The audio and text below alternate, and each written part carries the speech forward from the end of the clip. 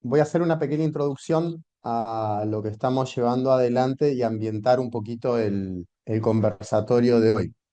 Primero me presento, mi nombre es Sebastián Sangoy, soy docente e investigador de la Universidad Católica de Santiago y junto con otros compañeros docentes e investigadores hace años tomamos como tema de investigación el tema de lo que se dio a llamar como Pacto Educativo Global, que es una propuesta que en su momento lanzó Papa Francisco, no tanto o no solo adintra de la Iglesia, sino sobre todo en su magisterio social, está en armonía con, con su diálogo con el mundo y con la actualidad y- y todo lo que está pasando en el mundo de hoy. Entonces, el Papa en 2019, más concretamente el 10 de septiembre del 2019, lanza esta propuesta que llama. Él escribió nada concreto en el sentido de síntesis, lo que quería decir del pacto educativo, por eso se transformó en un objeto de estudio, porque habló un montón del pacto educativo y con la acción que tenía, y todo eso está eh, esparcido, su materio, no solo en cimientos, sino mensajes, homilías, encuentros con uno. Fruto de esa investigación fueron textos, papers y demás que cada uno de los miembros fuimos elaborando sobre el Pacto Educativo Global. Eso fue 2024-2025. En 2025 propusimos hacer ahora la extensión de nuestra investigación, es decir, llevar y dar a conocer un poco este tema del Pacto Educativo Global. Y entonces surgió estos conversatorios que no intentan ni ser una cosa reducida a iglesia, o sea, no queremos hablar ni solo de escuelas católicas ni de parroquia, sino que queremos que esa intuición o esas intuiciones que tenía el Papa Francisco puedan expandirse, puedan generar caminos de diálogo, caminos de pensamiento y sobre todo caminos de acción. El pacto educativo tiene como objeto, eh, según el espíritu de los textos del Papa, invitar a ser a los agentes educativos de la sociedad, concretamente familia, escuela, sociedad, Estado y lugares intermedios, hacer un pacto, un encuentro, para poder generar una cultura una cultura humanística fraterna, que nos ayude a vencer, más que a vencer, que nos ayude a transitar este cambio de época, ¿no? Donde él dice, insiste mucho, estamos no en una época de cambio, sino en un cambio de época que también es material filosófico. Y dentro de esta propuesta del pacto educativo, eh, él propone siete principios, siete caminos, lo llama ahora León XIV, lo llama caminos, en donde el pacto educativo tiene que fundarse o sobre los cuales puede girar. Uno es la dignidad de la persona, otro es el lugar de la mujer, otro es el lugar, la voz y la participación de los niños y los jóvenes, otro es el tema ecológico, otro es el tema de la vulnerabilidad, las realidades vulnerables de nuestra humanidad, prestarle atención. Y hay un punto que él dice, el pacto educativo tiene que llevarnos a todos a pensar nuevas políticas, nuevas economías, etcétera. Por eso, un poco la propuesta del conversatorio de hoy es dialogar a partir de tres motivadores que hemos invitado y que tan amablemente dialogar sobre este tema el pacto educativo. En algún lugar el Papa hablaba de una nueva política para un nuevo mundo, Y entonces invitamos a tres docentes investigadores de nuestra casa, un poco con su reflexión, con su orientación, nos inquieten, nos hagan pensar. Cada uno tiene su, seguramente hay muchos que son docentes y aunque no son parte de esta sociedad y somos también responsables de las nuevas generaciones. Así que muchísimas gracias Federico, Pedro y Francisco por aceptar nuestra invitación. Y vamos a comenzar con un poco con las palabras de ustedes. El primero que nos va a acompañar es el doctor Federico Viola, que es doctor en filosofía. eh, es doctor en filosofía, es investigador adjunto en el CONICET y director del Instituto de Filosofía de la Universidad Católica de Santa Fe. Su trabajo y su reflexión tienen muchos artículos publicados altamente recomendables en el diario El Litoral, en principio, ahí donde yo lo sigo más. Su reflexión va o gira en torno a la ética, a la filosofía política y a la filosofía de la técnica. Así que bueno, Fede, te damos la bienvenida y bueno, somos todos oídos para vos. Bueno, muchas gracias. Gracias, Sebastián. Gracias, Mili. Gracias a todos los que organizan el evento, que me invitaron cordialmente a participar. Eh, bueno, yo me especializo más en temas de filosofía, específicamente en temas también más vinculados últimamente, mucho a la filosofía de la técnica, temas de tecnología y de la mano de eso también a cuestiones de la política, digamos. En los últimos años, en el Instituto de Filosofía hemos vinculado bastante la investigación a cuestiones de la política, digamos, en general. Eh, entonces, bueno, no soy un especialista, quiero aclarar esto un poco de entrada, no soy un especialista en el pensamiento del Papa Francisco. De este pacto educativo me enteré, digamos, en el último tiempo, un poco traté de embeberme para para esta presentación, pero bueno, desde esos límites voy a leer, digamos, y a hacer mi ponencia. Em, bueno, voy a leer lo que escribí, no es largo, lo leo rápidamente y lo propongo como mi aporte, digamos, para el día de hoy, también como disparador para abrir el diálogo.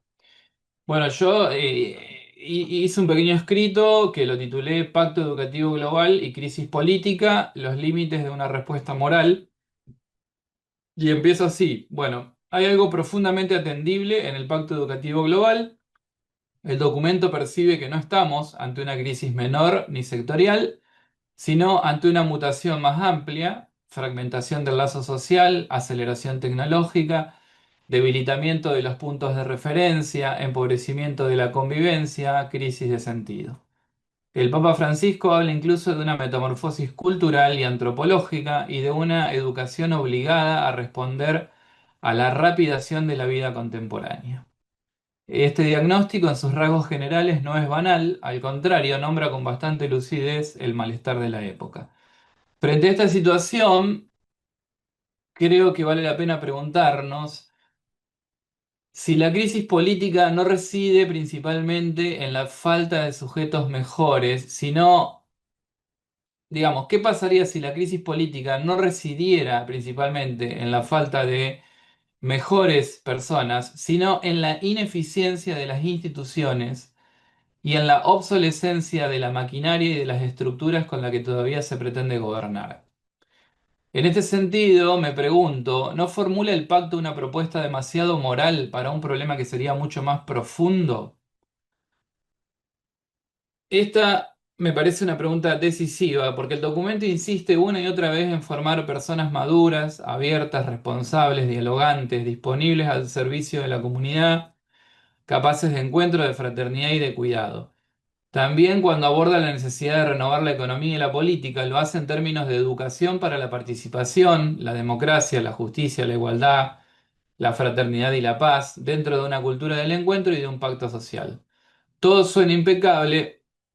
Ahora bien, la política contemporánea no parece fracasar, esta es mi hipótesis y mi idea, no fracasa solamente por la falta de encuentro, de escucha o de buena voluntad. Fracasa sobre todo porque cada vez produce menos efectos reales. Se anuncian medidas, se sancionan leyes,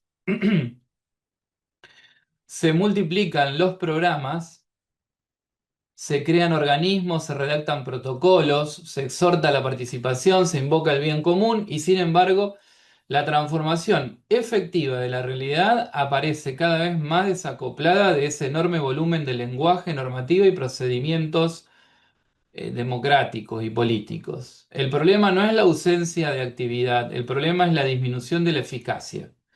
Esa es justamente la hipótesis fuerte que quiero sostener y defender aquí.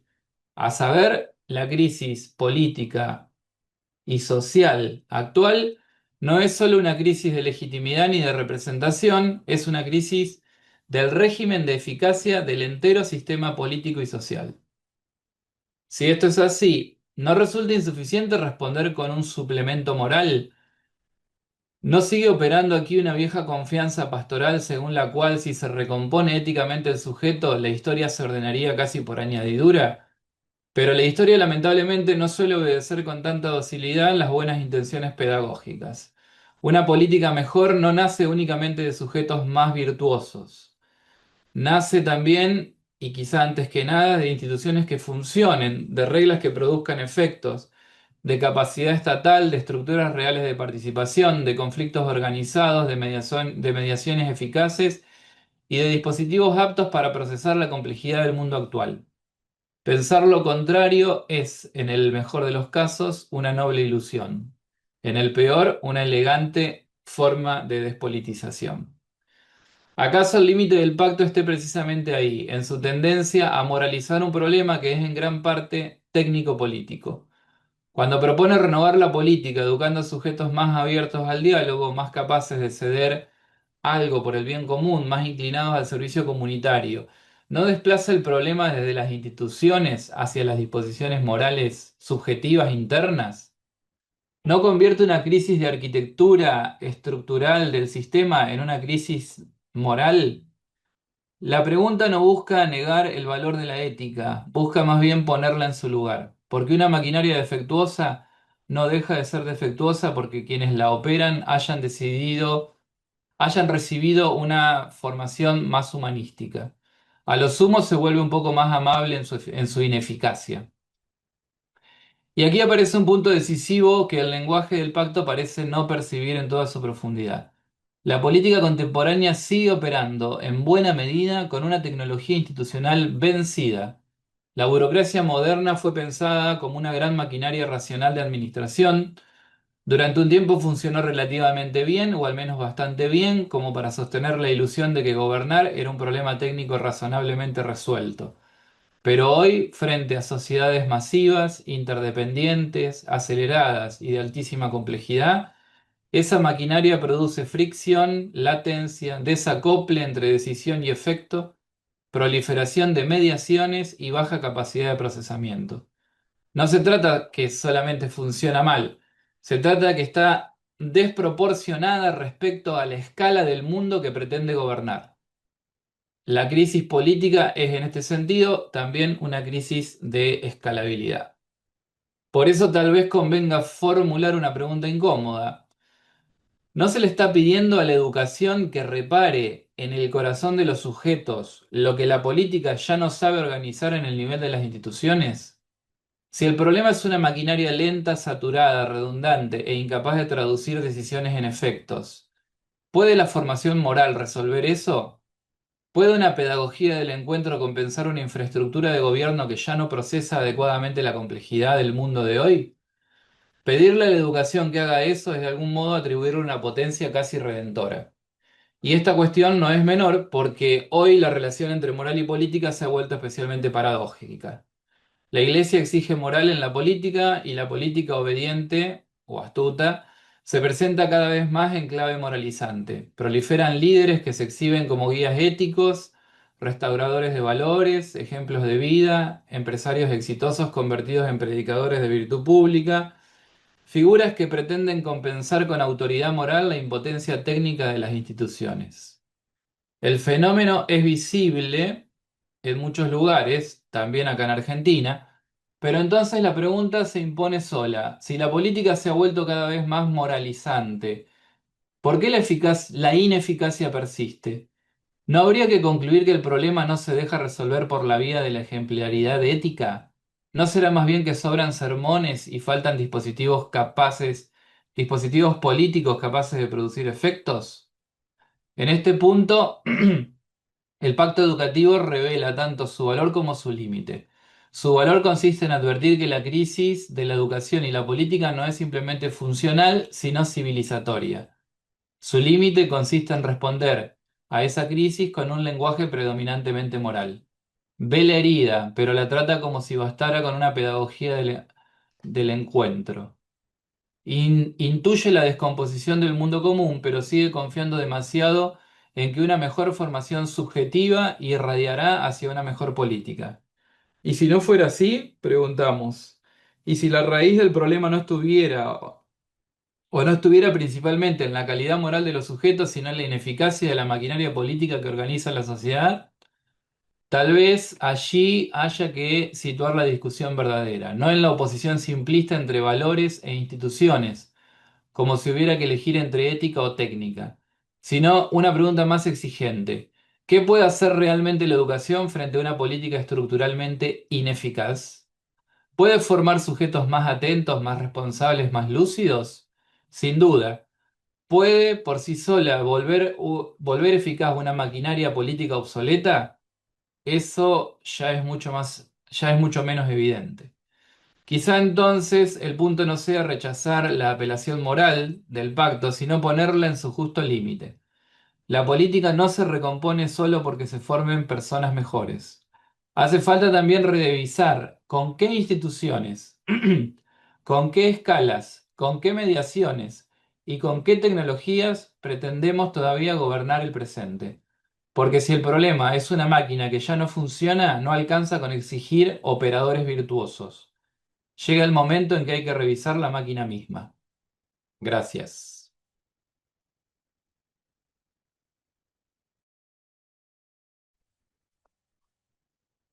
Bien, gracias, Fede. Gracias. La dinámica que vamos a hacer es ir a escuchar a los tres y después entrar en diálogo con ellos o también hacerlos dialogar a ellos. El que se anime, eh, estaría bueno también. Pero bueno, gracias, Fede, por tu aporte. Inquietante. Así que bueno, muchas gracias. Fran. Bueno, Francisco es licenciado en filosofía, es profesor en la Universidad Católica, además da clases de filosofía ética, no sé si también formación cristiana, Fran, Sí, en, en secundaria también, en, religión, sí. en algunos colegios secundarios, da también en institutos terciarios. Sé que estabas haciendo algo en Córdoba en la parte de teología, así que está en toda esa dinámica.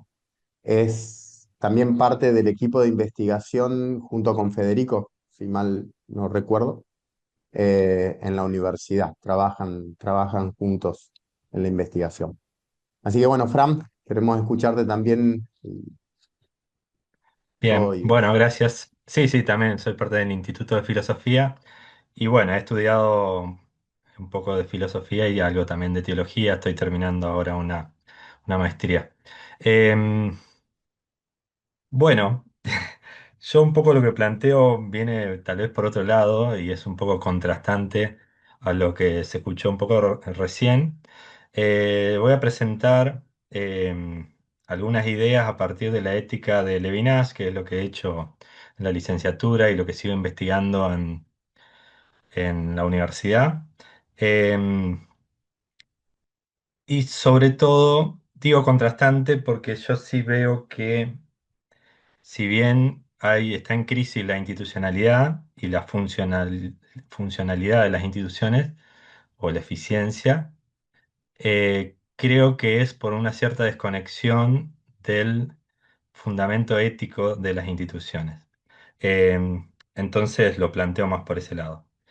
La idea es pensar a partir del pensamiento de Levinas las instituciones más allá del poder, y ese más allá del poder sería la interpelación ética originaria. Y pensaba primero esto, decía recién Fede, lo de los sermones, que sobran sermones. Es cierto, la política se ha transformado en una especie de púlpito. Y sobre todo a mí me interpela esto de los valores occidentales o valores judeos cristianos. Por eso quiero conectar un poco el pensamiento de Levinas, que es un filósofo judío del siglo XX, con el pensamiento de Francisco, cristiano, y decir, bueno, ¿cuáles son esos verdaderos valores occidentales con los cuales tendríamos que reconectar para poder renovar y hacer más humana la política, también más eficiente? Em, Creo que por ahí se reducen los valores occidentales a una racionalidad instrumental o a la simple lógica del mercado. Entonces, por ahí los que predican esos valores, en verdad están predicando más que valores judíos cristianos, valores del mercado.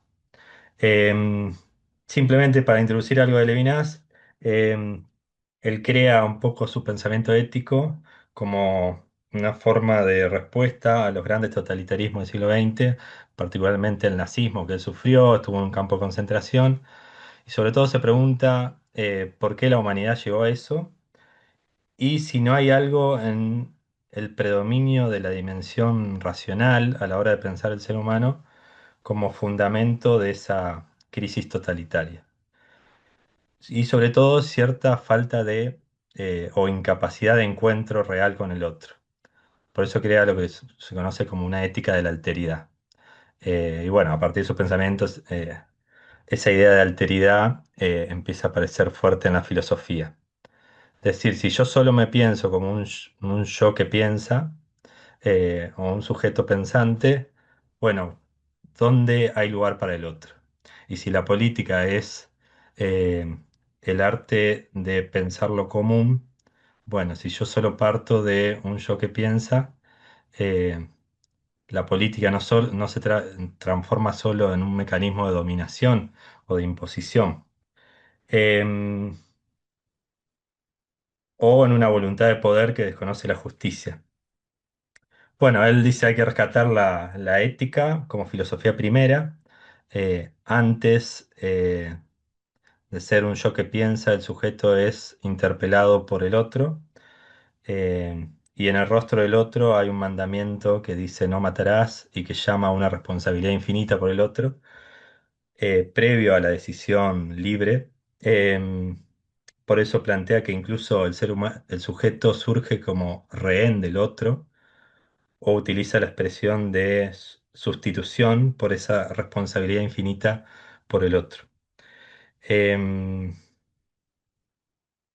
o también piensa el sujeto en acusativo, como M aquí, y sobre todo pensando las implicancias de esta ética de la alteridad de Levinas a nivel institucional, eh, es como una especie de aguijón profético que impide que las instituciones se cierren en sistemas autorreferenciales o en lo que Levinas llama totalidad, y que siempre permanezcan abiertas a la interpelación del otro, particularmente el otro vulnerable. Muchas veces las instituciones, en vez de permanecer abiertas a la irrupción del otro, se vuelven mecanismos de una especie de totalitarismo ontológico, pierden la capacidad de reforma, ni, ni hablar a nivel político. Por eso es importante una conversión institucional que desplace la racionalidad funcional hacia formas abiertas capaces de acoger la alteridad. Creo que la ética de Levinas puede o reconectar con estos valores de, occidentales, puede romper el predominio de una razón puramente instrumental. O en otros términos, tal vez con Habermas, recuperar la razón comunicativa y no simplemente la razón instrumental. A nivel institucional, pensar las instituciones de tal forma que sean lo suficientemente flexibles para que lo humano permanezca. Por eso que sean conscientes de que son primero creaciones humanas provisorias y que tienen que estar abiertas a la creatividad ética y a la contingencia, porque hay como una tendencia propia de las instituciones de todo nivel, educativa, religiosa, política, eh, a una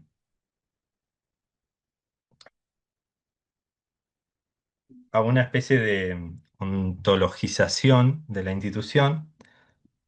Y así como a veces a nivel eclesial pasa que hay como una especie de evasión espiritual, problemas que son muy humanos a nivel eclesial, se buscan justificaciones religiosas y, y no se responde al nivel humano que implican esos problemas.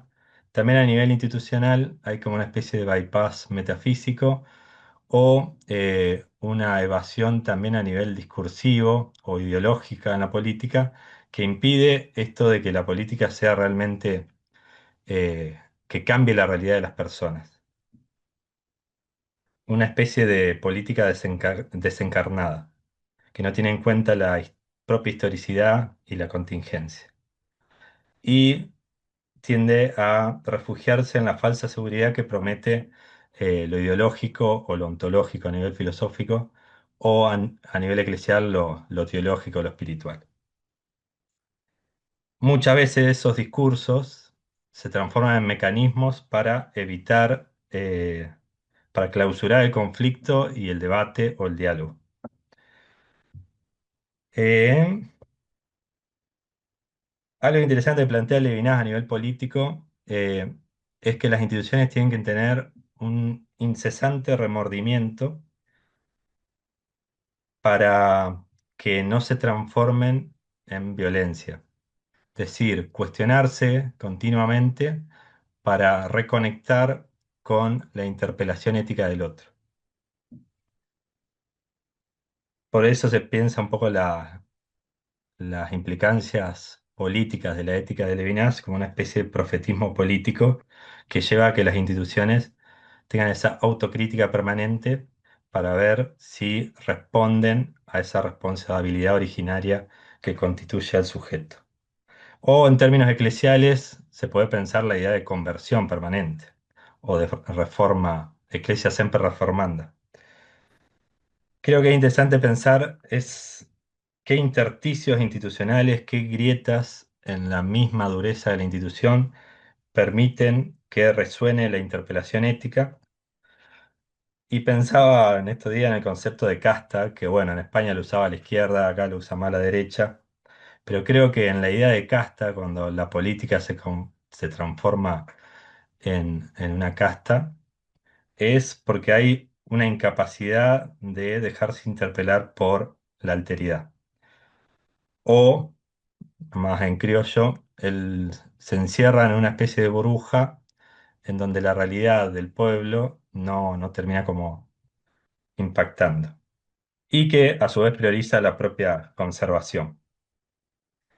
Sin duda que vivimos como en una época muy compleja, una crisis de salud mental. Estaba viendo antes de empezar esto que los primeros 4 meses en Argentina aumentó un 50% los suicidios. Evidentemente el mundo en el que vivimos no nos permite vivir en plenitud y hay una crisis de sentido y las instituciones también están en crisis, desde la democracia a las escuelas y demás. Y creo que esa crisis se puede salvar reconectando con la dimensión ética. Si bien creo que la eficiencia institucional es importante, pero yo distinguiría entre la eficiencia en los métodos y la eficiencia en las opciones políticas. Pienso, está perfecto que, no sé, ahora una receta o la autorización de un estudio médico sea virtual y sea más rápido y se elimine toda la burocracia, pero yo no aplicaría la eficiencia para las opciones políticas, porque si solo me baso en el criterio de la eficiencia, tal vez muchas personas quedan en el camino, lo que el Papa hablaba como cultura del descarte. Decir, bueno, ¿dedico parte de este presupuesto a los remedios oncológicos o no? Tal vez desde una visión puramente eficientista diría que no. Sí, creo que se necesita, y aparte ahora tenemos la posibilidad de aplicar más tecnología, ser más eficiente en los métodos, pero no aplicaría lo mismo para las opciones políticas. Em, bueno, y creo que el Levinas nos ayuda a pensar que cualquier institución humana eh, tiene esa tendencia a absolutizarse o volverse una totalidad que impide la presencia del infinito, o sea, del otro. Eh, por eso, la necesidad de reformarse continuamente y tener este incesante remordimiento para ver si no está siendo una institución que genera violencia o que no permite que lo humano habite en ella. Por eso habría que pasar del sujeto autorreferencial a un sujeto responsable que conecte con esta responsabilidad originaria, una especie de conversión ética. Eh, y sí me llama la atención, más pensando en la política actual, justo ahora salió un artículo en el Litoral que escribí sobre el riesgo de identificar justicia y eficiencia. Pienso en el discurso, lo dice explícitamente Milei en el discurso de Davos, que eficiencia y justicia son dos caras de una misma moneda, y ahí está confundiendo la eficiencia que optimiza los medios con la justicia que responde a la dignidad y que es un valor ético con un valor más instrumental, digamos. Em, y creo que esa identificación fomenta lo que el Papa llamaba una cultura del descarte. eh, y es importante, sí, pensar la eficiencia de las instituciones políticas, pero siempre subordinadas a la justicia. Creo que el Pacto Educativo Global, sí, puede aportar esta visión integral que sitúe a la persona en el centro, conectando con lo de Levinas, la importancia de la alteridad y la ética, y pensar la educación como una resistencia a la deshumanización a través de la alteridad, del diálogo, de la creatividad. Creo que esos sí son realmente los valores occidentales, la defensa de la dignidad de la persona, la responsabilidad por el otro. Reconectar con ese humanismo creo que puede ser la forma de renovar la política y no caer en un paradigma tecnocrático. eh, o volver a tener una mística del vivir juntos o una mística de ojos abiertos que dé respuesta al sufrimiento del prójimo, en donde la responsabilidad no sea algo accidental, sino el fundamento mismo de lo político, de lo social, también de lo religioso. Y quiero terminar con el concepto este de fuerzas del cielo que usa Milley. Eh, Termino ahí leyendo un párrafo. Dice, la justicia no puede ser medida únicamente en términos de eficiencia, porque su raíz no está en el cálculo, sino en la dignidad de la persona y en la responsabilidad por el otro. Si las fuerzas del cielo actúan en algún lugar, no es para legitimar la insensibilidad de los poderosos, ni para clausurar el diálogo con el otro, sino para generar encuentro en la diversidad y hacerse oír en el clamor del vulnerable. Creo que si la fuerza del cielo obra en algún lugar, es en el grito de los rostros de esas multitudes que claman por justicia. Y para terminar con una imagen bíblica, así como en Josué aparece, el libro de Josué aparece cómo las murallas de Jericó caen por el grito del pueblo y por la marcha del pueblo alrededor de la ciudad, creo que los muros que generan la cultura del descarte y la indiferencia tienen que ser derribados por ese grito de la comunidad y ese grito de los excluidos. Bueno, eso es lo que quería aportar. Bueno, Fran, muchísimas gracias. Ya creo que hay temas hacerlos dialogar entre ustedes, lo cual puede estar muy bueno.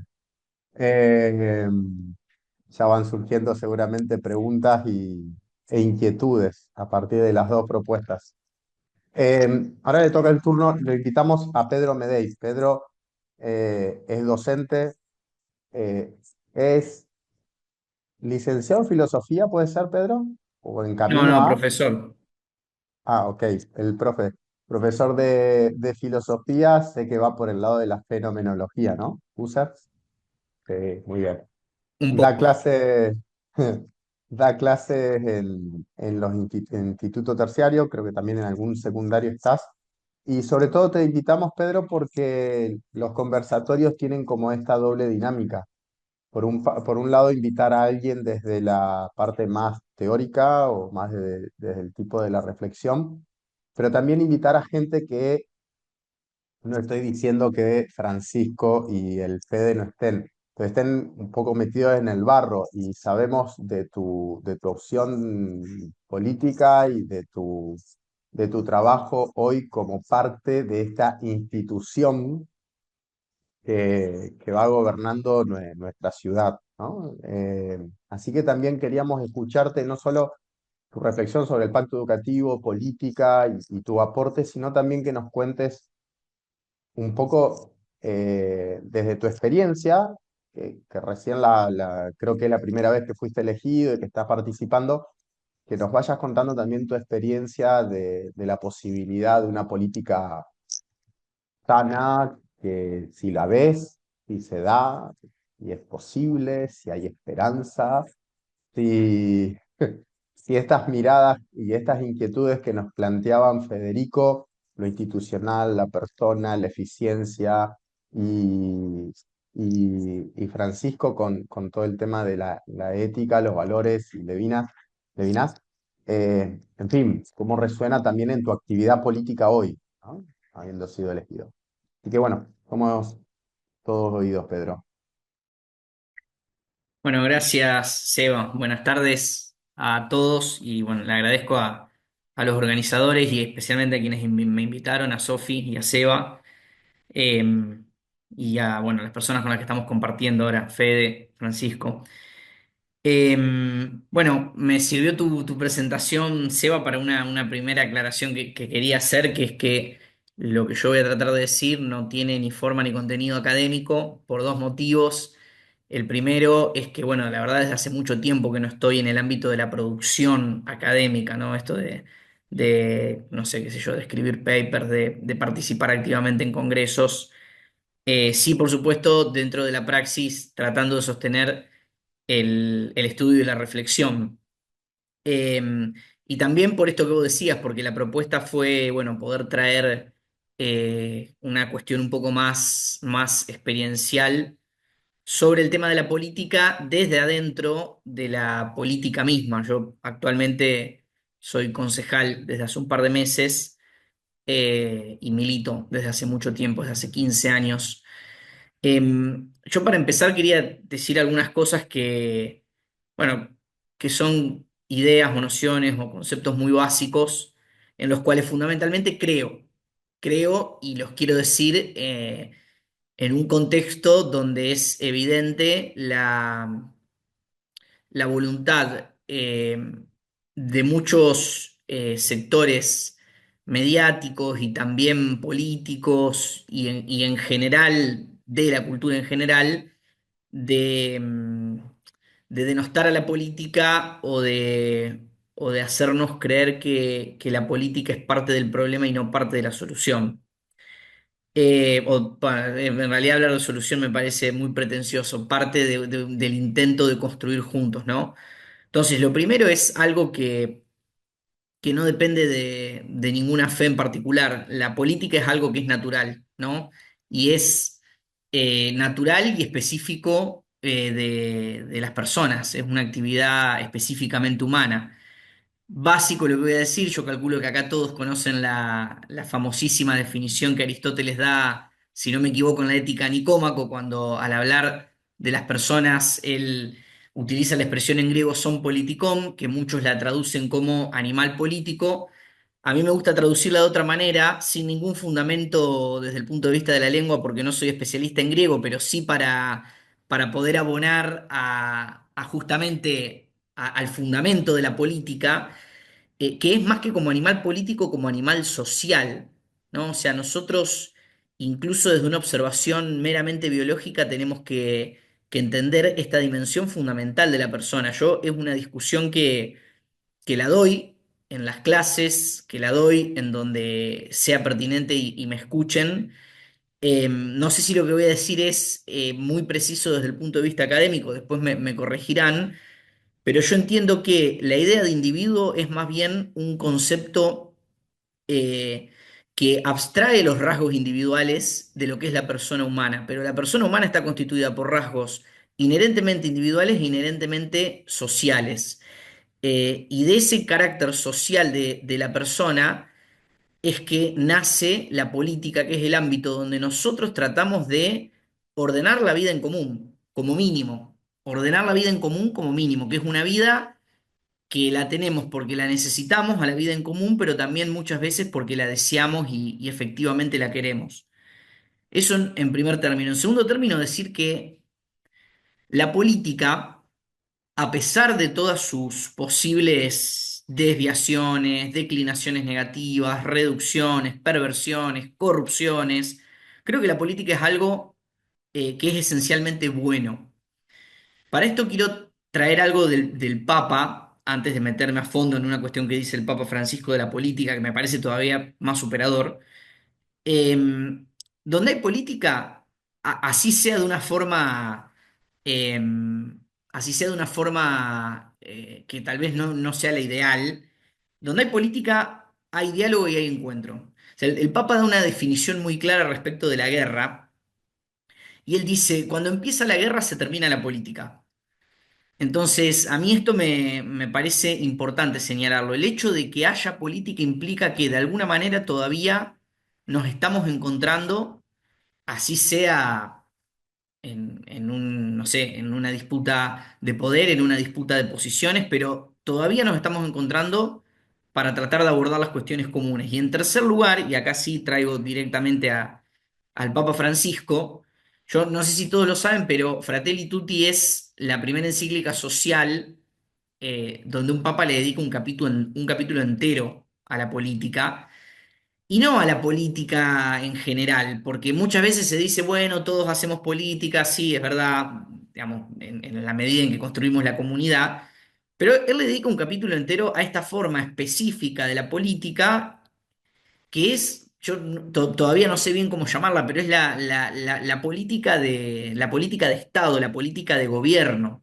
Algunos la llaman política partidaria porque, bueno, la forma que tenemos dentro de la democracia de acceder al gobierno es a través de los partidos, pero creo que es mucho más que partidaria. Y él trae una definición que creo que la lleva más allá de ser algo meramente natural o meramente bueno. Él dice, la política en su mejor forma, porque hay formas y formas de hacer política, la política en su mejor forma es una de las formas más altas de la caridad. La caridad entendida en sentido cristiano, ¿no? Como eh, una entrega de la vida al bien, a algo que es bueno. Y él da un ejemplo muy claro. Él dice que una persona ayude a un anciano a cruzar un río. Él dice, esto es exquisita caridad. Pero, dice, si viene la política, un político, un conjunto de políticos, y construye un puente para que ese anciano y para que todo el resto de los vecinos puedan cruzar el río, esto también es una forma elevadísima de caridad donde quien vive la política como entrega, más allá de los intereses que genuinamente existen, ¿no? Porque a la política es inherente la cuestión del poder y es desde el poder, por lo menos dentro de la política, donde se administran los recursos, las decisiones. Entonces, sin duda que ese poder hay que disputarlo y quien está en política es porque está interesado en poder administrar ese poder, valga la redundancia, ¿no? Más allá de estos intereses, quien lo hace, eh, quien entrega la vida para aquello que entiende que es esta forma de la construcción del bien común, no sé, provee de un puente trayendo el caso de Francisco a un montón de gente que no conoce y que no lo conoce a uno y que no sabe realmente si va a tener un rédito. Esto creo que es evidente para todos. Hoy hay formas de ganar elecciones sin hacer política. Hay formas de ganar elecciones sin hacer obras, sin hacer puentes, sin hacer nada que le sirva a la gente. Y de mantenerse en el poder sin hacer nada de todo eso. Esto es absolutamente posible. Em, Solamente una cuestión de color. Este ejemplo que pone Francisco en Fratelli Tutti ocurrió en nuestra ciudad. A mí eso me impresiona muchísimo porque el barrio de Alto Verde, no sé si todos lo saben, se fundó en el año 1910 y hasta la década del 60 la única forma de acceder a Alto Verde era de manera fluvial a través de los canoeros o boteros que cruzan el río. Bueno, el gobernador Silvestre Begnis eh, construyó el famoso Puente Palito, que no sé si todos lo ubican. Ahora el Puente Palito, les comento, está en discusión porque hay dos proyectos en el Consejo para desarmar el Puente Palito. Yo me opongo, más allá de que, bueno, evidentemente digamos, hay que hacerle algunas obras porque, digamos, está verdaderamente cayéndose. Pero más allá de eso, él hace el Puente Palito en la década del 60 y es el primer acceso vial que hay para los vecinos de Alto Verde desde 1910. Después, en 1995, se construyó el viaducto Héroes de Malvinas, que es la forma de acceder hoy, que se puede pasar en auto, etcétera. Creo que hay que avanzar, creo que Alto Verde necesita puentes directamente al puerto, ¿no? Hoy es un barrio que está muy incomunicado del resto de la ciudad. Entonces, bueno, Francisco dice esto, ¿no? La política puede ser la forma más alta de la caridad si se pone al servicio del pueblo, al servicio de la comunidad, al servicio de la construcción del bien común. Un poco en el título se nos planteaba el tema de la democracia. Por ahí lo que voy a decir es un poco, no sé, tal vez sea un poco rudimentario, pero yo traje dos experiencias políticas porque yo entiendo que necesariamente tenemos que construir formas de mayor participación de la ciudadanía, pero que sea participación efectiva. Lo digo porque parte del descrédito de la política y de la mala praxis de la política tiene que ver con la falsa concepción de que participar es ir cada 2 años a votar, cosa que ni siquiera hoy estamos sosteniendo como pueblo, porque en las últimas elecciones el ausentismo fue enorme, ¿no? Em, Primero que tiene que ver con el sentido eh, hasta etimológico de la palabra democracia, que es decir, que todos podamos participar, tener el poder de las decisiones de lo que efectivamente hacemos con la cosa común. Y después a mí una cosa que me parece importante y voy a tratar de que las experiencias que voy a contar lo reflejen, a mí me parece que garantizar mecanismos de participación es un anticuerpo, a mí me gusta usar esa expresión, es un anticuerpo a la endogenia de la política y de los grupos políticos, es un anticuerpo a la ideología entendida en los términos en tomo la definición que utiliza Giussani en el sentido religioso cuando dice que la ideología no es en realidad un conjunto de ideas, sino que eh, es mirar toda la realidad desde un esquema preconcebido y por lo tanto reductivo y que termina ejerciendo una violencia sobre la realidad. Y también es un anticuerpo algo que el Papa, no sé si decir critica, pero sí de alguna manera denuncia, que es el exceso de los diagnósticos, ¿no? Porque él nos dice en Evangelii Gaudium que la realidad está por encima de la idea. Entonces, dos experiencias políticas concretas y trato de ser breve. Por un lado, antes de que yo sea concejal, en otra experiencia que fue en la legislatura, o sea, yo no tenía el protagonismo de la cuestión, sino que participé simplemente acompañando el proceso, fue en el periodo 2015-2019, se aprobó en Santa Fe una ley que se llama Ley de Derechos y Garantías de las Víctimas del Delito y sus familiares. Bueno, el autor de esa ley es el compañero, amigo, también el dirigente del espacio político que yo integro, que es el doctor Oscar Martínez Cachi, que era diputado en ese momento. Y la iniciativa en realidad nace de escuchar el clamor de un sector de la población, que son las víctimas del delito y sus familiares, que no solamente reclaman por justicia o por la mejor justicia posible que se puede lograr en el caso de cuando ocurre un delito, sino de poder ser parte de ese proceso. O sea, nosotros teníamos en Santa Fe un sistema penal que cuando se cometía un delito rápidamente disponía recursos del Estado para abordar la situación de la persona que presuntamente cometió el delito, ¿no? El recurso del abogado, el recurso que implica detener a esa persona, el recurso de la investigación, pero en ese esquema penal la víctima del delito quedaba totalmente al margen de cualquier tipo de, primero, de destino de algún recurso del Estado y también de participación en algo que involuntariamente ya desde ese momento la involucraba. Em, Hay una experiencia concreta en Santa Fe que es la de Graciela Brondino, la madre de Marianela.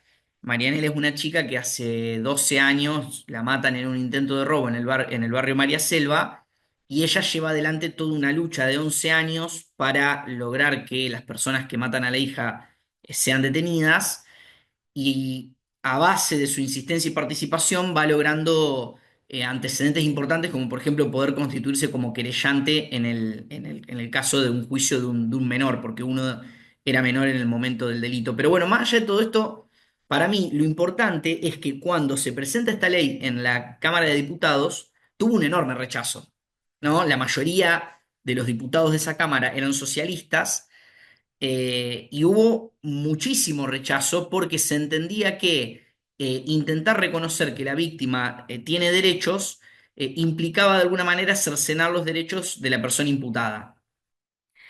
Y un mecanismo que es muy poco usado y que realmente sirvió para justamente cambiar esa mirada es el de las audiencias públicas, que es algo que se utiliza muy poco en general.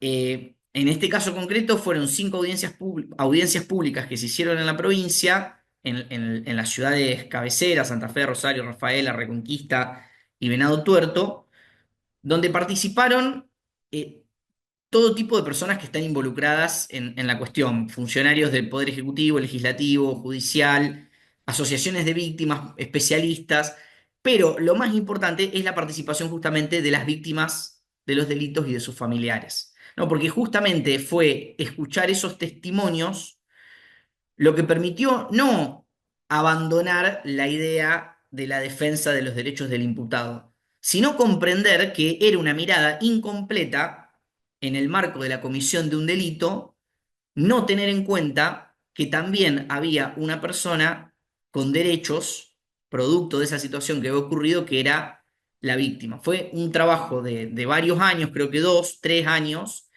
que a través justamente de estas audiencias y de la escucha de las personas, llevó a que finalmente esa opinión original que tenían muchos legisladores cambiase y la ley se aprobase.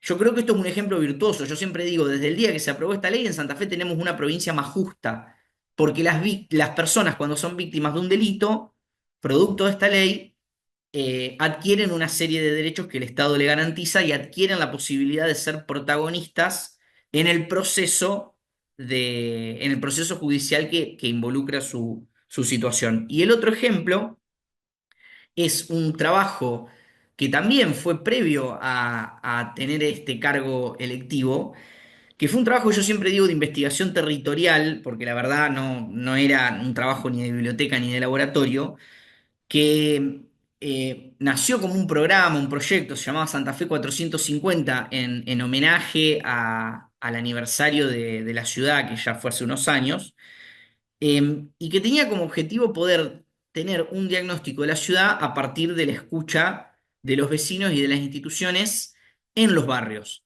Entonces fue un proceso que llevó 3 años, donde hicimos 130 reuniones con vecinos y con instituciones en los barrios. Primero hicimos 87 porque tomamos como criterio de división el mapa político de la ciudad, que es el mapa de las vecinales. Hay 87 vecinales en nuestra ciudad.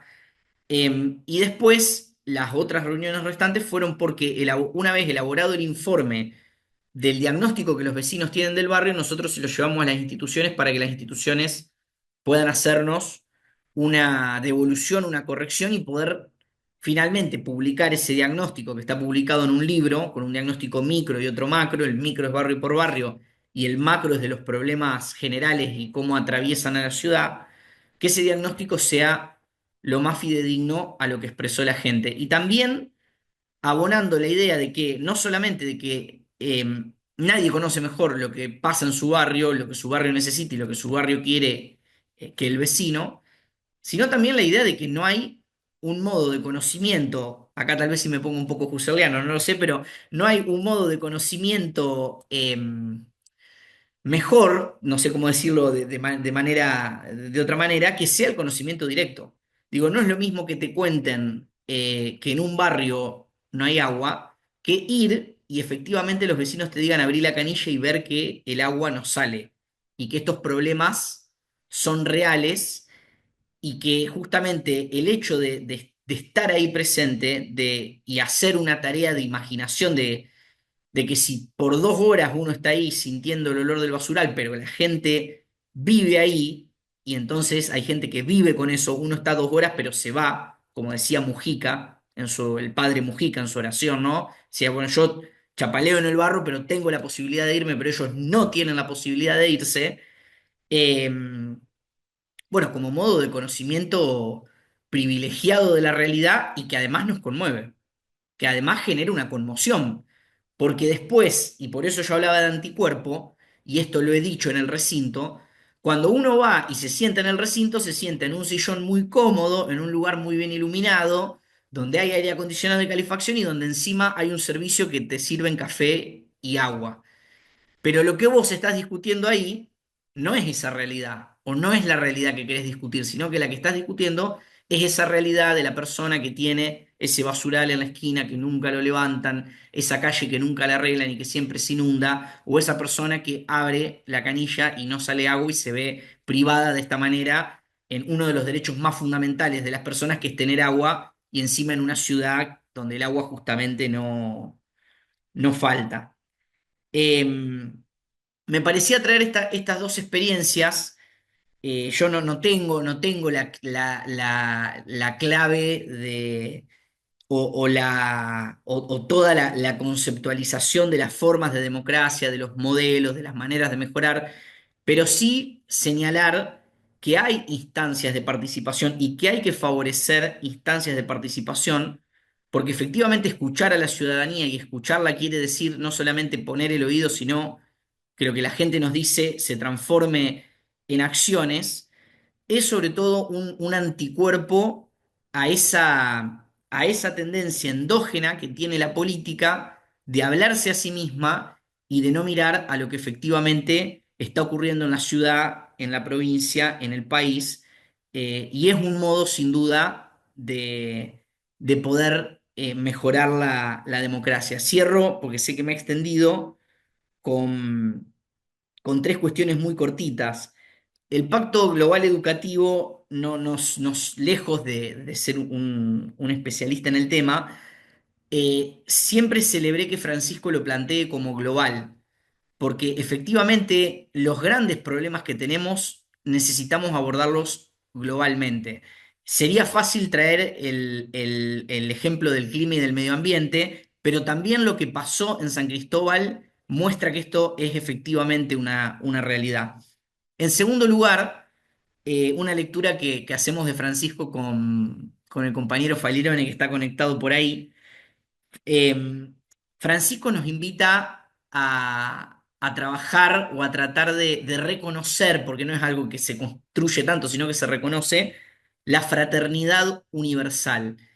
Nosotros entendemos que es un mínimo, y él muchas veces cuando analiza la herencia de la Revolución Francesa, él dice de las tres banderas, se ha intentado, se ha ensayado llevar a fondo la bandera de la igualdad, se ha intentado y ensayado llevar a fondo la bandera de la libertad, pero tal vez lo que realmente no nos permitió construir esas realidades de manera digna y humana es no haber desarrollado la bandera de la fraternidad. Claro, ser hermano implica reconocer un padre. es muy difícil promulgar la fraternidad dejando a Dios Padre atrás, que es un poco lo que intentó la Revolución Francesa y la Ilustración. ¿Y por qué digo que la fraternidad es un mínimo? Y porque a tu hermano no lo matás. Es un escándalo cuando ocurre un fratricidio, lo vemos también en el Génesis. Y por último, yo Fratelli Tutti recomiendo leerla completa y todas las veces que se pueda. Hay un parágrafo que para mí es particularmente especial, que es el parágrafo número 139, porque ahí Francisco, yo entiendo que sintió la necesidad de decir algo en medio de esta cultura donde asumimos que detrás de todo hay un interés. Detrás de todo y de todos hay necesariamente un interés mezquino, ¿no? Entonces Francisco en ese parágrafo 139, en una oración sintió la necesidad de decir, leo, existe la gratuidad. A mí me pareció genial cuando lo leí, ¿no? O sea que el Papa, a la hora de proponernos cómo mirar la realidad social, tengamos en cuenta que efectivamente la gratuidad existe. ¿Y qué es la gratuidad? Bueno, la define así Francisco. Es la capacidad de hacer algunas cosas porque sí, porque son buenas en sí mismas, sin esperar ningún resultado exitoso, sin esperar inmediatamente algo a cambio. Gracias. Bueno, bueno, Pedro, muchísimas gracias por tu aporte, por tu experiencia, por los elementos que nos acercaste también, que van complementándose con lo de Fede y Francisco. Muchísimas gracias a los tres.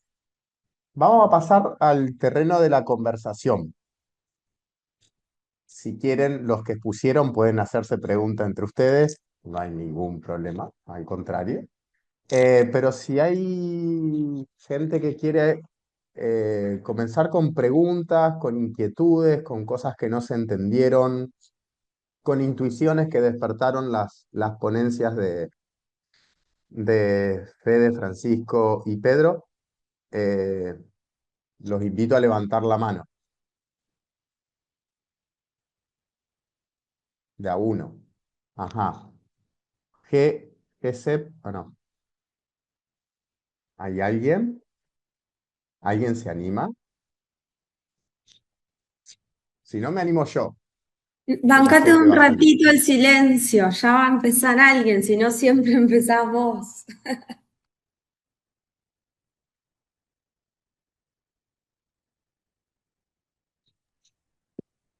¿Qué tal? Buenas noches. Que nos Yo me quedé, anima. bueno, en principio agradecer las tres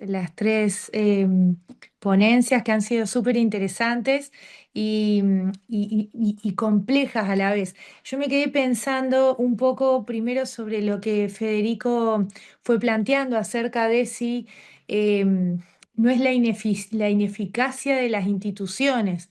Que no lo sé en realidad, y lo sigo pensando también a eso, porque en realidad yo pensaba mientras que lo iba escuchando atentamente acerca de, bueno, las instituciones están compuestas, ¿no es cierto?, por personas, digo, no se ve, la institución no es la expresión de alguna manera de ese conjunto de moralidades, de sujetos individuales que se van formando. No sé si me explico.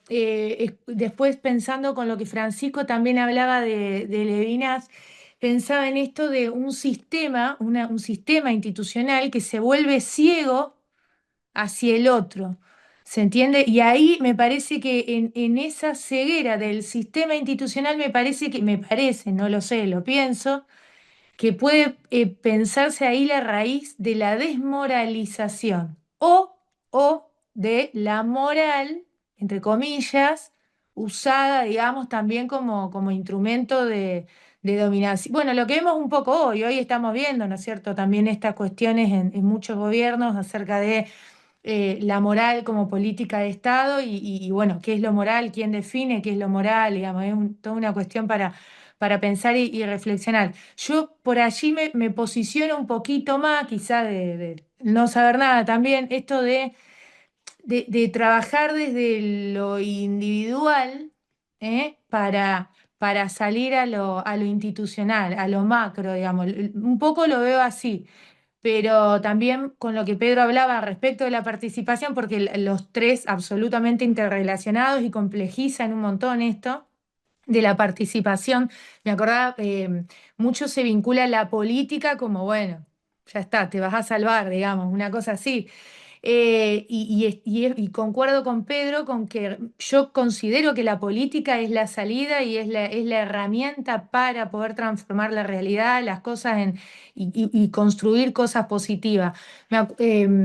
Por allí hay mucho, y también creo que esto es una estrategia de algunos o de una parte negativa quizás de la política, que tiene que ver con esto de Guillermo O'Donnell planteaba la despolitización de la ciudadanía en algunos textos, y eso creo que es estratégico, dejar de lado a la ciudadanía, dejar de lado a la posibilidad de que se participe, efectivamente que se participe, no con meros discursos, que por allí Francisco creo que también habían hablado acerca de de paquetes de leyes, de discursos, digamos, grandilocuentes, y que efectivamente no se da esa participación, no hay un involucramiento real de la sociedad. Lo hemos visto, cito el ejemplo que citó Pedro en lo que fueron las elecciones en la provincia, una participación bajísima. Entonces, bueno, un poco me quedé pensando en todo esto que ellos fueron planteando y bueno, en conclusión es esto, cómo el sistema expulsa, y no en forma inocente, creo, soy una convencida que no es inocente esto, expulsa a la posibilidad de participar, de participación real, y creo que es un sistema ciego que termina de alguna manera desmoralizando al individuo y en su defecto al grupo social. Pero sí, estoy en esa cuestión en esa discusión interna si es las instituciones o es lo individual, digamos. Ahí me quedo pensando, no lo tengo resuelto. Así que bueno, gracias, gracias. Fede, Fran, Pedro, tomar Eh, algo. sí, no, está muy bueno lo que plantea. Creo que ambas cosas están en crisis, el individuo y las instituciones, eh, porque bueno, nosotros somos seres sociales y estamos muy interrelacionados. Sí, pienso que las instituciones, si quieren mantener alguna relevancia, tienen que poder reconectar con los sujetos. Por eso esto de la participación como anticuerpo que decía Pedro, me parece que está muy bueno. Es decir, conectar con el ciudadano de a pie, con el ciudadano real, porque creo que también para pensar esto, relación entre individuo e institución, me parece que lo que está también en crisis es el lenguaje y muchas veces a nivel institucional el lenguaje se guetifica o se vuelve como un lenguaje de gueto que se habla a sí mismo. eh, Pienso más en el lenguaje espiritual muchas veces, pero creo que en la política también pasa lo mismo. En las escuelas, por ahí se habla tanto y no se asumen los problemas reales. Y capaz que alguien de afuera que no está metido en el baile dice, bueno, la solución es más simple, pero uno está como ahí. Em, Así que bueno, eso, creo que hay como que repensar esa relación individuo-institución y sobre todo pensar en instituciones que no expulsen a lo humano o que no lo reduzcan al humano. Em, o que despierten al humano también a nivel positivo. Creo que necesitamos despertar. Hay como una especie de asedia. eh, y bueno, las instituciones pueden ser lugares de alteridad, de encuentro, apostar por algo distinto, creo, todavía.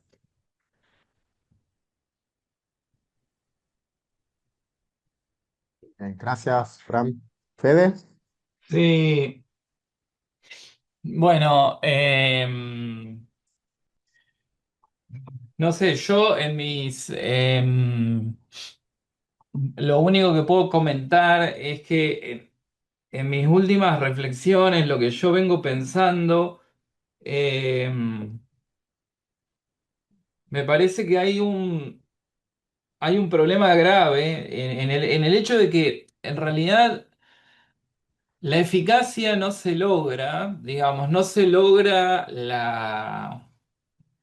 em, no se logra dar respuestas al desorden y a la crisis. Yo creo que estamos cada vez más en una crisis cada vez más profunda. Y yo creo que hay un peligro en la moralización, digamos. Yo creo que esto, pensándolo desde los políticos nomás, ya, los últimos políticos que ascienden con un discurso moralista, es decir, tal o cual señalando, digamos, que en realidad los problemas serían determinadas personas, digamos, ¿no? Eh, y se atribuye a determinadas personas determinadas intenciones, etcétera, ¿no? Los discursos que escuchamos en todos lados son discursos que atienden a los problemas morales, digamos, de determinados sujetos. Y a mí se me ocurre, digamos, plantear que, a ver, desde que yo tengo uso de memoria, y esto no lo digo solamente a nivel país, sino lo podemos ver en la historia, digamos, de los últimos 50, 60 años de las democracias occidentales, cambian las personas, pero las estructuras siguen siendo problemáticas. La sociedad no ha mejorado a nivel político o moral, digamos, sobre todo. Y yo creo que el progreso moral está atado, digamos, a la decadencia de las instituciones, digamos, eh, que no favorecen el progreso moral de los individuos. Eh, yo creo que el concepto de eficacia es un concepto muy importante. De hecho, el concepto yo lo pensé a partir, digamos, de un concepto que viene de la teología. En la teología está claro que existe el concepto de ex opere operato, por ejemplo, en la cuestión en la eficacia del sacramento, por ejemplo. La eficacia no está dada precisamente por los individuos, no está dada por la moralidad. Eso era el famoso problema, una de las grandes discusiones que tenía Agustín de Hipona, creo que era con los arrianos, que la eficacia dependía del individuo, de la conducta moral del individuo. Y interesantemente, digamos, la Iglesia y la teología cristiana y católica en general pone la eficacia sobre el acto performativo, digamos, y sobre el acto, sobre el rito, digamos, es decir, yo voy a decir una palabra rara, sobre la tecnología aplicada en el momento, que implica toda una ritualidad, una persona viene, hace tal cuestión, el otro responde de tal manera. La eficacia no está dada por ninguno de los dos, está dada por el acto mismo, digamos, ¿no? Esto capaz que, bueno, los teólogos me lo podrán discutir o explicar mejor si yo no lo entendí mal al concepto. Pero entiendo que la eficacia viene dada ahí institucionalmente, digamos. Eh, a lo que voy es que es independiente por lo menos de una de las intenciones de los sujetos. O una de la moralidad, o una de las capacidades morales, digamos, porque el sacerdote puede ser un inmoral, incluso también la eficacia del sacramento de la comunión, de la misa, etcétera, también no depende, digamos, de la moralidad del sujeto que celebra, sino que depende precisamente de todo el acto celebrativo. Bueno, yo creo que algo parecido ocurre en la cuestión política, es decir, hay una cuestión que no depende de la moralidad de los sujetos, al contrario, la moralidad de los sujetos depende de la posibilidad de una tecnología que permita, digamos, un progreso moral. Yo creo que hay un problema ahí que va por ese lado, yo lo veo más por ahí. Más por el lado y el último premio Nobel, digamos, que le dieron a estos economistas, creo que eran economistas, Acemoglu, y que hablan justamente de las instituciones, digamos, como apuntan, digamos, a la cuestión de los problemas de las crisis políticas y morales, a las cuestiones institucionales, digamos, ¿no? Y bueno, le dieron el premio Nobel premiando esta investigación donde se plantea, digamos, que el rol importantísimo que tienen las instituciones en la vida política y en el orden social de los países. ¿Por qué el título del libro es ¿Por qué fallan las naciones? Una cosa así. Ese libro, por esa investigación y otras investigaciones más, ganaron el premio Nobel. Entonces, yo creo que, porque es muy fácil el discurso moralizante, digamos, de decir tal o cual son corruptos o la corrupción, etcétera. Eso señalando, digamos, individuos que obviamente pueden tener comportamientos morales, reprochables, pero yo creo que el problema es más profundo, digamos, más profundo y supera por lejos a las cuestiones, individuales. Fede, ahí, eh, a ver, tiro una explicación y después hago quizá una objeción o una pregunta. El ex opera operato, el rito es eficaz no por el rito mismo, tampoco por el que celebra, sino porque en la sistémica en la sistémica del sacramento el que está detrás es Dios. O sea, es un sujeto moral dentro del sistema. Por eso es eficaz, digamos, hay un acto llevado adelante por alguien, más allá de el rito o de quien celebra el rito. Eso como me parece como para aclarar por el tema de la comparación o la analogía. Em, y la pregunta es un poco la siguiente. ¿No convendría también pensar un tercer actor que hay que llamar a discusión en esto de el individuo y la institución, que sería la cultura, como algo quizás más profundo que abraza justamente al individuo y a la institución? Porque yo por ahí me cuesta a mí pensarlo, ¿no? Sigo un poco la línea de Vanina. Las instituciones están animadas en el fondo por las personas. Y si una institución sirve o no sirve, si hay que transformarla, los que van a decidir el si sirve o no sirve, o hay que transformarla, en algún punto son las personas. Las instituciones no se van comiendo entre sí porque no tendrían como una capacidad para hacerlo. Es decir, son creaciones, el Estado y lo demás son creaciones de los mismos sujetos que deciden organizarse de una determinada manera, pudiendo alguna vez, como te escuché en una charla, Fede, pudiendo no organizarse si quieren. Alguna vez te escuché ese tipo de expresión. Pero, no, entonces digo, y la persona, el ser humano es un ser ético, moral, decide, libre, valores, quiere un sentido, una orientación, puede ser perverso, puede ser bueno, malo, no sé, pero por eso me cuesta por ahí comprender en tu propuesta eh, este juego entre la institución sin pensar la persona dentro, digamos, sin pensar la eficacia de la institución, sin pensar el que toma la decisión dentro de la institución para que se dé la transformación en una sociedad. Pero a la vez se me ocurría esto, che, y este tema de la cultura, como ese soporte, esa atmósfera que abraza, hecha de tradición, lenguaje, de costumbres, de cosas que se van transmitiendo, de valores, de personas, de ideales, que abraza la institución y la persona también.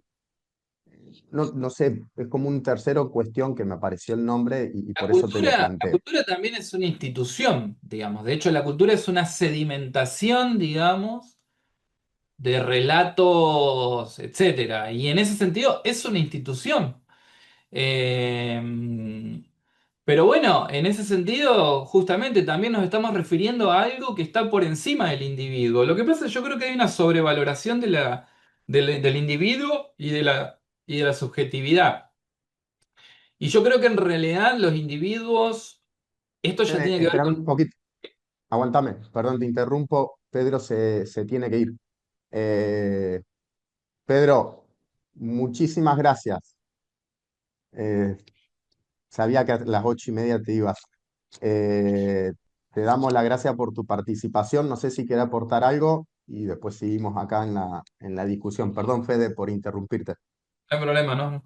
No, por favor, gracias, gracias a ustedes, un gusto y a disposición. Bueno, muchas gracias, Fede. Gracias, Pedro. Sí, Fede. Eh, digamos, a lo que yo voy es a una concepción diversa también yo también parto de una concepción distinta de la acción moral, de la comprensión de la acción moral y de la acción ética, digamos. Para mí hay una sobrevaloración, digamos, de la idea de voluntad y de la idea de libertad, cuando en realidad los sujetos estamos mucho más sometidos a estructuras, a estructuras sedimentadas, digamos, en las cuales y a partir de las cuales pensamos, actuamos y decidimos. En ese sentido me refiero que es a la inversa. No es que, digamos, el poder de decisión y el poder de acción está mucho más acotado y mucho más condicionado precisamente por cosas como la cultura, como vos comentás, y por las instituciones, etcétera. Por lo tanto, a eso me refiero. Yo creo que las acciones parten de determinadas condiciones materiales, simbólicas y estructurales. A lo que yo apunto es que el cambio debe apuntar ahí. Obviamente que ese cambio parte de un consenso, digamos, de individuos, justamente que se reúnen y ven el problema y dicen, bueno, vamos a cambiar. Pero en la medida en que no se dé ese cambio estructural a partir de lo digamos, porque esas estructuras son las condiciones después de posibilidad de la acción moral. Yo creo que la corrupción es el síntoma, no la causa de la crisis. Es decir, la corrupción o sujetos corrompidos, sujetos moralmente reprochables, son el síntoma, no la causa de los problemas que hoy estamos viviendo. Entonces, el cambio, es decir, no hay que atacar simplemente los síntomas, hay que ir al origen de las condiciones que generan esos síntomas, digamos, ¿no? Si no estamos aplicando analgésicos, estamos aplicando parches, digamos, a cuestiones que en el fondo son mucho más profundas y más graves, diría yo. Hay uno de nuestros participantes que se identifica como GC, relaciona lo tuyo con el concepto de estructura de pecado, ¿no? Que es de Juan Pablo II y Francisco también lo retoma, como Y comparto. no el pecado individual, sino el uso analógico del concepto de pecado como esas estructuras donde se Sí, asienta el individuo. Yo ahí sí, sí, retomaría algo, ya que salió esto de estructura de pecado. Yo creo que si bien cuando pensamos ética solemos pensar los individuos, los sujetos, eh, pero las instituciones también responden a valores éticos. eh, y que ahí se puede conectar con esto de estructura de pecado. Si yo tengo una institución que está orientada con ciertos valores o con otros, bueno, pienso, no sé, creo un sistema público de educación o que se eduque el que quiere, el que puede, digamos. Eso responde a un valor ético, digamos. Y son instituciones creadas que responden a valores, más allá de quién es el ministro de Educación, quién es el director de la escuela. Bueno, creo que también puede pensar cuáles son las instituciones eh, que responden mejor a lo humano o que nos pueden ayudar a vivir mejor la ética individual, la ética subjetiva. sí, sí, de todas maneras, el tema es, digamos, el diseño institucional ahí. Yo creo que todo se juega por ese lado, digamos. Y qué criterios y valores se eligen, digamos, ¿no? Claro. ¿Los valores son valores ya estipulados? ¿Son naturales? ¿Son divinos? ¿O son valores que tienen que consensuarse democráticamente? Eso también yo lo planteo como pregunta, ¿no? Mm. respecto de los diseños institucionales, ya sea de instituciones educativas, de la política, etcétera. ¿Cómo se diseñó, por ejemplo, la institución democracia? Que no es la democracia ateniense del siglo IV antes de Cristo, es la democracia que surge después, digamos, de la Revolución Francesa, de la Revolución Norteamericana, empieza la caída de los últimos despotismos monárquicos, surge una nueva institución democrática, la democracia como tal, en Occidente, que se va conformando hasta que tenemos lo que tenemos hoy. Bueno, pero la pregunta es, ¿cómo se fue conformando eso? ¿Quiénes fueron, cómo se fue dando ese diseño institucional, digamos, ¿no? Y yo creo que va por ahí, es decir, por una cuestión más arquitectónica, digamos, ¿no? Yo creo que, y a mí me parece que es sintomático que ningún político plantea una reforma política, precisamente. Lo que se plantean son reformas, una reforma política profunda, me refiero, ¿no? Lo que se plantean son siempre parches, digamos, o simples, eh, este, sí, parches ad hoc, digamos, para ciertas cuestiones o para cuestiones que son de agenda, digamos, de una determinada agenda, pero no como una verdadera búsqueda de una reforma verdaderamente política estructural. Eso no es agenda de ningún político, obviamente, porque no es parte de la agenda pública y porque no tiene rédito político.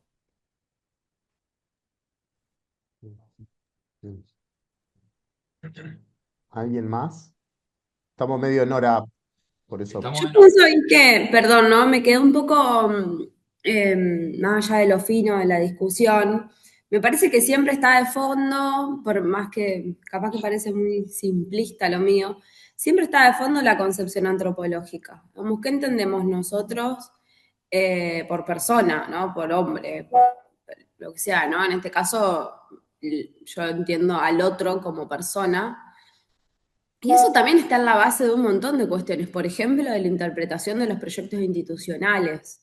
Entonces ahí volvemos a jugar entre, sí, no importa tanto la cabeza porque hay algo estructural.